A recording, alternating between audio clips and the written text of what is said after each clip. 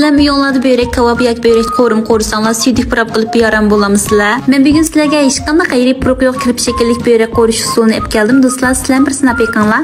Oldin bilan börekni ikkiga bo'lib o'ttirdik, tumurni mushadan kesib evetimiz.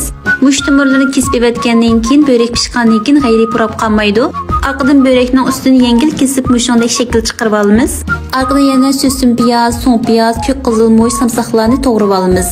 Keyingi bosqichda qozonga suv quyib, suv qaynagandan keyin börekni silib 3 minut atrofida qaynatib suzib olamiz. Do'stlar, ko'rib mushakapsizlar qo'llash yuzidan inkas rayongacha qaqsiz gulronlarni yo'llab qo'yishni unutmanglar. Arqadan qozonga ichki qo'shiq seriq may qo'yib, may qizg'andan keyin so'ng piyoz bilan so'sim piyozni silib mizlik purqich qo'ruymiz. Arqadan yana börekni silib taxminan 2 minut atrofida o'tiral o'tni qo'rib olamiz. Arqadan azroq tuz, ko'k qizilmoy, samsoqlarni silib bir qo'rib etamiz.